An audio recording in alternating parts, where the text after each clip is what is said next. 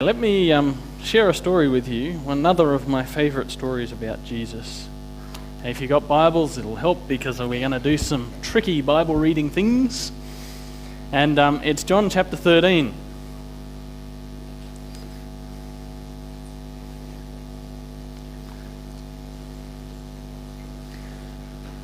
John chapter 13, starting at verse 1. Before the Passover celebration, Jesus knew that his hour had come to leave this world and return to his Father. He had loved his disciples during his ministry on earth, and now he loved them to the very end. It was now time for supper, and the devil had already prompted Judas, son of Simon Iscariot, to betray Jesus. Jesus knew that the Father had given him authority over everything, and that he had come from God and would return to God. So he got up from the table, took off his robe, wrapped a towel around his waist, and poured water into a basin. Then he began to wash the disciples' feet, drying them with the towel he had around him. When Jesus came to Simon Peter, Peter said to him, "Lord, are you going to wash my feet?" And Jesus replied, "You don't understand now what I'm doing, but someday you will." "No," Peter protested, "you will never, ever wash my feet." Jesus replied, "Unless I wash you, you won't belong to me." Simon Peter exclaimed, "Then wash my hands and my head as well, Lord, not just my feet." Jesus replied, "A person who has bathed all over does not need to wash, except for his feet to be entirely clean. And you disciples are clean, but not all of you." For Jesus knew who would betray him. That is what he meant when he said, "Not all of you are clean." After washing their feet, he put on the robe again and sat down and asked, "Do you understand what I was doing? You call me teacher and Lord, and you are right, because that is what I am. And since I, your Lord and teacher, have washed your feet, you ought to wash each other's feet. I have given you an example to follow. Do as I have done. I tell you the truth, slaves are not greater than their master, nor is the messenger more important than the one who sends the message. Now that you know these things, God will bless you for doing them." What an amazing story. I've grown up going to Adventist churches, and so it's not quite as foreign to me as it is to many other Christians, because in our tradition, every so often, and it's not every so often, it's every 3 months, according to the policy book, we wash each other's feet. Or we skip church that week because we don't like washing each other's feet, and it's a bit of a weird kind of thing to do. But I think we miss the point when we get together in a back room of a nice suburban church and wash everybody's especially washed feet that week, because you know what you're in for, so you don't want to be embarrassed by that thing. So your feet are cleaner than they are at any other time, and that's when we wash them. Kind of weird. But it is nonetheless, despite all the strange things we do with it and how we feel a little bit weird about it and think that it's a little bit strange, it's nonetheless one of the most profound and deep and amazing practices, habits, spiritual disciplines, whatever you want to call it, of the Christian faith. Even a sacrament. It's a fascinating thing. But when we do it, the whole point of it isn't to splash water on people's feet. It's about an act of imagination. An act of engaging with a story and remembering something that is incredibly profound. And in this sense, of course, we're remembering this story of what Jesus did. That Jesus was the God who stooped. He set this profound example. Verse 1 of this story talks about how Jesus knew the time had come, so he wanted to do something. And in the margins of my particular version of the Bible here, it says, "Now he showed them the full extent of his love." God's love absolutely turned up as high as he possibly can. To 11. And you've had that, John talks a lot about the love of God. But it just keeps getting turned up and turned up and turned up until you get to this point. But there is a number of things in this story that actually tell us that. For a start, he tells us straight up at the beginning, this is the full extent of God's love. This is what it looks like. But then there's a number of other things that we see as we look at how the story is told that just turn it up even another notch if there's anything past 11 on the dial. So the first thing I think we need to realise is this isn't the first example of feet being washed in the story of John that John tells. And it's actually the third chapter in a row that starts with a mention of a foot washing. So if you still have your Bibles there and you just flick back a couple of pages and you go back to it's actually the second verse of chapter 11. Chapter 11, of course, is the story of the raising of Lazarus, and we have Mary and Martha. A man named Lazarus was sick. He lived in Bethany with his sisters. Verse 2, this is the Mary who later poured the expensive perfume on the Lord's feet and wiped them with her hair. Now, it's strange to introduce somebody by something they haven't done yet. But this is just kind of laying, in a literary sense, it's laying the foundation for then getting to where this whole story is leading. So that's the first mention. We flick over to the beginning of chapter 12, and we have a story of this actually happening. We've been introduced to Mary a chapter earlier, and of course the chapters are something that came along a little bit later, but these are still natural places that this story builds. And so 6 days before the Passover celebration, so we're in the same week as what Jesus did, Jesus arrived in Bethany, the home of Lazarus, the man who he had raised from the dead. A dinner was prepared in Jesus' honour, and Martha served with Lazarus, who was among those who ate with him. And then Mary took a 12-ounce jar of expensive perfume made from the essence of nard, and she anointed Jesus' feet with it, wiping his feet with her hair, and the house was filled with the fragrance. So this is the second mention of this foot anointing, foot washing thing that's going on. When you're reading a story and you have something that happens 3 times, that's significant. It's kind of, you can see how it builds, the first little mention, and then something happens and that gets people's attention. And then the third one is the climax of those stories. So you see what's going on here, this kind of shift through the story. And that's a very significant thing. I don't think it's an accidental thing in the way the story is put together. But I think there's another aspect of this as well. In chapter 12, we have this story of what Mary did for Jesus and how the disciples react. And it's not good. They get a bit shirty about it. They're going, what's going on here? Don't you know what this story is? That this is wrong, this is embarrassing, this is a waste. It's just ridiculous. Jesus, why don't you stop it? And Jesus tells them off. In a couple of similar tellings, in Matthew and Mark, we have similar stories of Jesus' feet being anointed by this lady. And Jesus in Matthew, for example, says, wherever this good news is proclaimed in the whole world, what she has done will be remembered. That's a kind of cool statement. The first way it's remembered, of course, is it's in the stories of the Gospels. The fact that we've read it here this morning is one of the ways in which it is remembered. But the other part of it is that it says Jesus makes this specific statement in Matthew and Mark, but he doesn't make the statement in John. Because it almost seems to me, and this is perhaps more imagination than anything else, that when Jesus has had this experience, he's seen how the disciples reacted, you can see an idea forming in his head. And so he doesn't have to say to these people, what Mary has done will be remembered, because Jesus is about to do it for the disciples. And so what Mary has done will be remembered, because Jesus will say, as I have done, you do it too.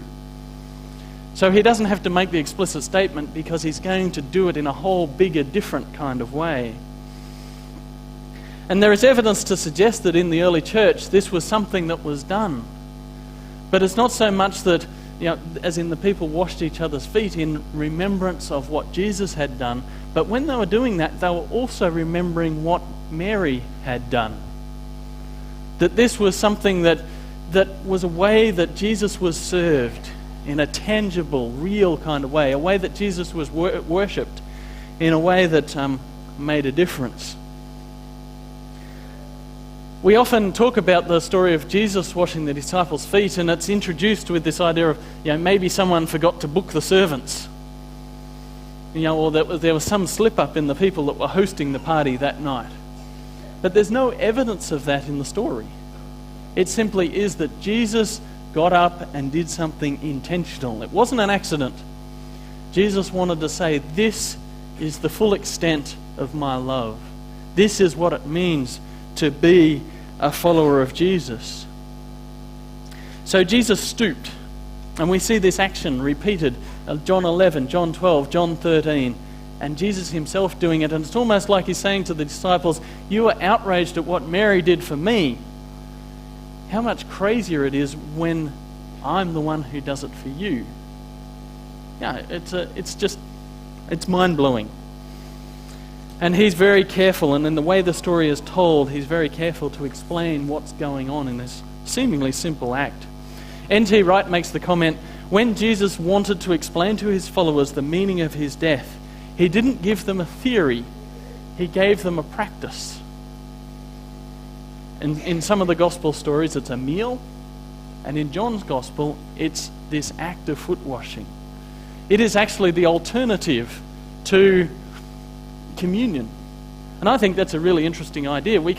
I think there's a sense in which we have diminished foot washing by making it the thing you do before you have communion. But in John's telling of the story, it's the thing that is in place of communion. And I think there could be a place, let me be a little bit heretical for a moment, there could be a place where instead of having communion, we simply wash each other's feet. Because that's John's telling of the story. That act in itself is a summary, is a demonstration, is a sacrament of what Jesus was about and what Jesus did for us. That's how profound the foot washing thing is. And if it's just the thing that we have to get through before we get to the bread and wine, then we miss the point of it. Because it is the thing itself, no less than the bread and the wine is. And that's kind of cool, I think. I think we can reimagine it. But when we get back to John chapter 13, having gone through a couple of different tellings of the story, we get to this different place, or this different way of telling the story, even in the story itself. These markers saying this is incredibly significant. So we have this introduction, verse 1. So, this is as good as it gets as far as demonstrating God's love. But then, before we jump into Jesus actually doing it, we have this we pause the action. John steps in as narrator and says, now let me really emphasize to you what's going on in this story. So in verse 2, it was time for supper, and the devil had already prompted Judas, son of Simon Iscariot, to betray Jesus. So this is what's about to happen. Once again, it's an interesting way of telling a story, to tell it by what's about to happen rather than by what is happening right there. And so we have this recognition that Jesus he knew what was going on. He knew the context in which he was doing it and the way in which the story would be retold. He knew that his time had come, and that's a significant statement. You can compare it with others earlier in John where, the wedding at Cana, where Jesus said to his mother, don't bug me on this because my time has not yet come. And there's a few other statements throughout John's Gospel where it's sort of saying, there is something coming, but not yet. But now we get to this point and the time has come. This is the big deal. This is where it gets serious. And so Jesus knew what was going on. And Jesus knew that the disciples were about to betray him in all their different ways that they did that. He knew that the feet he washed were not the feet of perfect disciples that had it all figured out after the couple of years they've spent following him around. He knew that this was not going to be a pretty night. And so that's the context in which he washes feet. He washes the feet of his betrayer. He washes the feet of his denier. And maybe that's one reason why these verses spend so much time even just having that interaction with Peter, because they want you to realize that not just is Judas the betrayer there, but also Peter the denier is a part of this, and he's already causing trouble and being a smart aleck, and Jesus has to set him straight, even at this point, in the midst of this most amazing, profound thing. And that's kind of kind of crazy as well. Frederick Buechner, in a book called The Magnificent Defeat, says this: "The love for the less fortunate is a beautiful thing. The love for those who suffer, for those who are poor, the sick, the failures, the unlovely. This is compassionate and it touches the heart of the world. The love for the more fortunate is a rare thing. To love those who succeed where we fail, to rejoice without any envy with those who rejoice, the love of the poor for the rich. The world is always bewildered by saints who are able to love in that way. And then there is the love for the enemy. Love for the one who does not love you, but mocks you, threatens and inflicts pain. The tortured soul's love for the torturer. This is God's love, and it conquers the world." That's the full extent of God's love. And I also see that in this moment, in this experience of stooping, that there's echoes of other stories that the disciples have seen with Jesus. It's not the first time that Jesus has stooped. On one occasion, Jesus stoops, and it's just a couple of chapters earlier. He stoops and he spits in the dust and he makes mud and puts it on a blind man's eyes and he can see. And of course, you have an even bigger picture in that instance of Jesus stooping in the mud and making people from clay. There's so many echoes that go all the way back to creation in that moment. But there's another significant occasion in which Jesus stooped, and that's the story in John chapter 8, the story of a woman caught in adultery. A number of years ago, I was working as a volunteer presenter on a community Christian radio station. And it was kind of an interesting thing to do. You learn a few things about how to make radio and communicate and those kind of things. And also, I like music. I'm one of those non-musical people. I can't hold a tune to save my life, but music is one of the ways that I get inspired and moved and all those things. And so to work with music in that kind of way is one way to be a non-musical musician. And there was one particular day I remember I was on air and there was another guy with me in the studio and we were doing this thing. And of course the old standby of community radio that's not going very far is to ask for requests. And so every so often you get a call and you just remind it that there's one person listening, and that's wonderful. And so we got this call this particular afternoon, and this person rang up with a request that they wanted to send out to a specific person. And it was for the song, Rebecca St. James's song, "Go and Sin No More." And we just had this little discussion in the studio going, really? Is this the right thing to do? Who are they trying to... we went through all the different scenarios of, maybe it's their daughter that they're trying to set straight. Or maybe it's a friend who, they think needs to really hear this message. So we were just, we had this little debate. And of course there's much more positive scenarios, but we were just a little bit hesitant about, what might be the jab involved in asking for a song with this title for a specific person. Of course, it may just have been their favourite song. And, we were being too negative and cynical in the process. We eventually did play the song, but we kind of didn't overplay the dedication aspect of it. We just said, here's a cool song that somebody's asked for, and here it is. And but it's kind of this situation that we have as people that want to live as God's people in the world. How do we live as people who stand up against sin, against the things we know we are wrong, but at the same time, be people who love people and accept people? And we have this old saying about, and I always get it the wrong way around, it's about loving the sinner and hating the sin. And it just rolls off our tongue so smoothly, but it just doesn't work. It doesn't work in practice because so many of the things that we think are sin in other people's lives are actually who they are, particularly if they are things connected with their identity and how they see that they were created to be. And so when we try and trot some of these things out, it just doesn't hold true. It's just not possible. And for us and for the people that we're trying to love who they are but hate what they do, we can't hold it in tension very well. It just doesn't work in practice as well as we would like it to. And of course the problem doesn't exist if we just abandon the idea of sin. We say, well, whatever anybody does doesn't matter. But when we're trying to follow a God who is quite particular about some of the things that we should and shouldn't do, how we relate to people that don't line up perfectly, and of course all of us don't line up perfectly with that, but somehow particularly loud Christian voices, and particularly sometimes in public settings, seem to think that there are some things that need to be set straight more than others, and that becomes a difficult kind of thing. And the other problem is if you just skip straight to the go and sin no more, we can feel righteous about telling people off and telling people how they're wrong and telling people how they should live.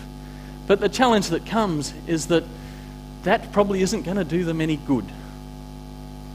And if you go and, these people that hold the signs about God hates whoever at various protest marches or whatever,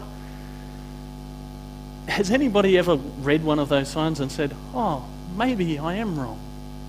It just doesn't happen. It's not what Jesus did.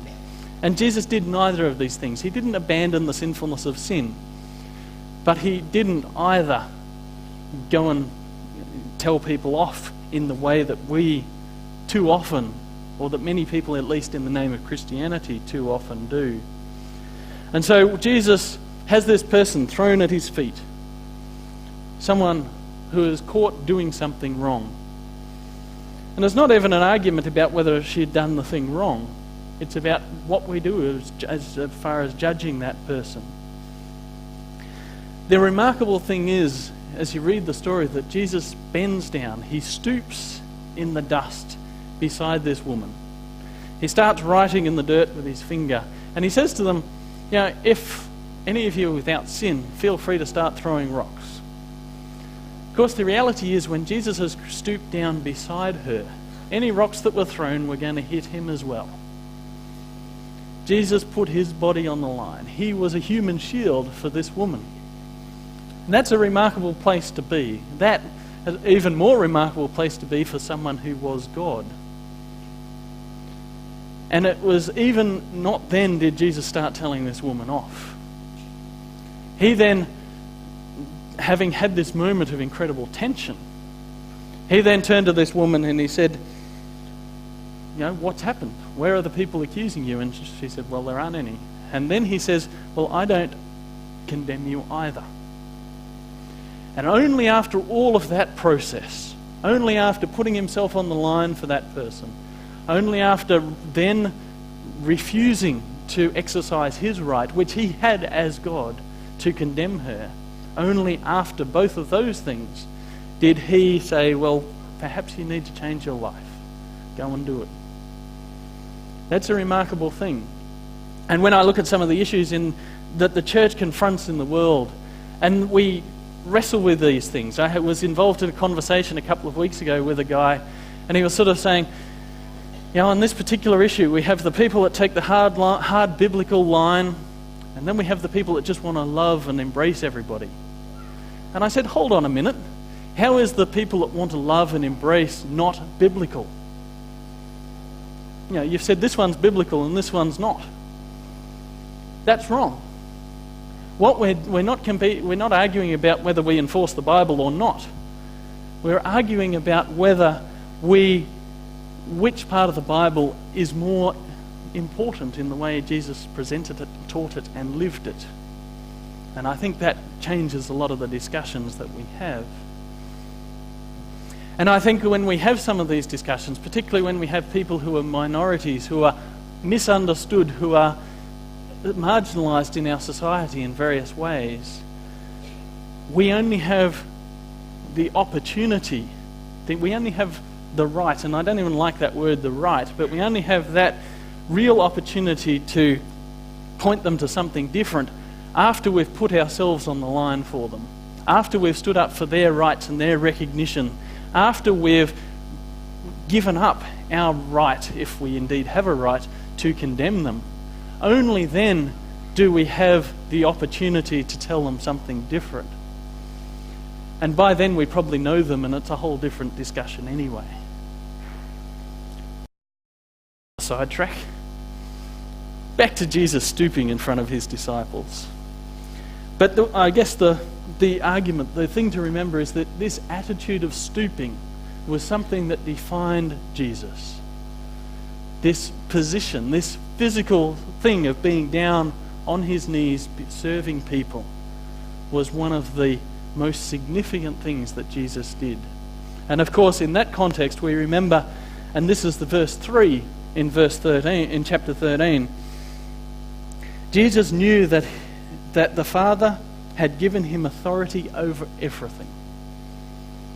Now, this is a little bit of a theology lesson in the middle of just telling this seemingly simple story. That this isn't just some guy washing feet.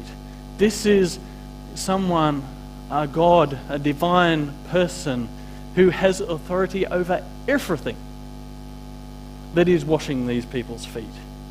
And when we look at what Jesus did and went from this place to give himself, to sacrifice and to die, this was God who had authority over everything and who gave it up. It's a remarkable, incredible picture. Jesus, God, eternal, creator, sustainer. Some of those same disciples who saw him, had their feet washed by him, then saw the next afternoon him dying. The eternal, immortal God dead, which doesn't make sense in anywhere other than in this particular story. It's an impossible thing that happened and is part of the history of our world. It was an incredible act of humility, a nothingness that stooped as low as non-existence. Death always is a shattering and shuddering kind of thing, but imagine how much more it is when it's the death of something that should never die, that can't die, but somehow has. A world-shattering, universe-shuddering, but also world-changing and world-redeeming reality. Now, it's crazy kind of stuff. Author Douglas Copeland was once asked his greatest fear. And he said this, that God exists but that he doesn't care. This story of what Jesus did actually reverses that statement almost exactly. That God cares so much that he's happy to not exist, if that can change things. That he's prepared to sacrifice, risk his existence to demonstrate his love. And it's little wonder that Paul uses this image to say, this is how you should live. Philippians chapter 2, verses 5 to 8. In your relationships with one another. Well, he's even very specific about where this belongs. Have the same mindset as Christ Jesus, who being in very nature God, did not consider equality with God something to be used to his own advantage. Rather, he made himself nothing by taking the very nature of a servant. Being made in human likeness and being found in appearance as a man, he humbled himself by becoming obedient to death, even on a cross. This is the incredible stoop that God took. C.S. Lewis has a description of this, where he talks about this image of a strong man who bends down to pick up a really heavy load. And this guy, this is C.S. Lewis's description in the book Miracles, he gets right down below this load so that he basically disappears under the load. It might be a big bag of whatever it might be, something on a farm or whatever. And so he gets down right underneath it. You can't even see this guy. And then he stands up, and as Lewis puts it, he must stoop in order to lift. He must almost disappear under the load before he incredibly straightens his back and marches off with the whole mass swaying on his shoulders. That's what God did. That was the stoop of God for the good of the uplift of our entire world and our entire human race. It's a remarkable thing. And the thing that we need to remember in this context is that God still stoops. That is the attitude that God has to all of his creatures, to all of his creation. God still has that attitude. Jesus demonstrated his love by serving as God with us in an historical time and place in the messiness of our world. That is what he does in our lives as well, in various challenges and troubles that we have. And that is what he's still doing in our world today. Even when we betray and deny him, he is still there. He's there kneeling in front of us saying, "Can I wash your feet? Don't argue with me like a Peter. Just let me do it. Let me serve you." And in that stooping, to lift you to something new. He wants to serve you, he wants to serve me, he wants to serve every person you have ever met in that same way. As both John and Paul described it, it is Jesus' greatest act, showing the full extent of his love. And after he had washed the feet, Jesus has invited his disciples, and he invites us as well, to join in him in this attitude and this action. It's not just a nice story or a nice idea. It's a complete way of looking at the world. It's a world view, a way that we approach life that is just so different. Jesus said in verses 14 to 17, "So if I, your Lord and teacher, have washed your feet, you also ought to wash one another's feet. For I have set you an example, that you should do as I have done to you. Very truly I tell you, servants are not greater than their master, nor are messengers greater than the ones who sent them. If you know these things, you are blessed if you do them." And I don't really think, as good as it is, and I'm not wanting to diminish it, but as good as it is to get together in a nice suburban church and splash water on clean feet, and there is something powerful in that practice, but that's not what Jesus was talking about. Jesus was talking about service, about being prepared to stoop in front of smelly feet, dirty feet, messy things, people that are hurting, people that are broken, people, and of course that's all of us, but there's also so much more than any of us. One of my favourite quotes from Ellen White is from the book Desire of Ages. "Many feel that it would be a great privilege to visit the scenes of Christ's life on earth, to walk where he trod, to look upon the lake beside which he loved to teach, and the hills and valleys on which his eyes so often rested. But we need not go to Nazareth or Capernaum or to Bethany in order to walk in the steps of Jesus. We shall find his footprints beside the sickbed, in the hovels of poverty, in the crowded alleys of the great city, and in every place where there are human hearts in need of consolation. In doing as Jesus did when on earth, we shall walk in his steps." While our ritual of splashing water on each other's feet is a good thing, it's a way to imaginatively act out this story and to re-engage with this story on a regular kind of basis. It's also a poignant reminder of Jesus' instruction of the greater call to live like Mary, as someone who would wash Jesus' feet, and also has the call that in washing the feet of others, we do that for Jesus as well, as Matthew 25 would suggest. That we live extraordinary lives of humility, of service, love and gratitude for the one who loves us so much. And as his disciples, we too stoop before the dirty feet of the people in the world that he loves so much as well.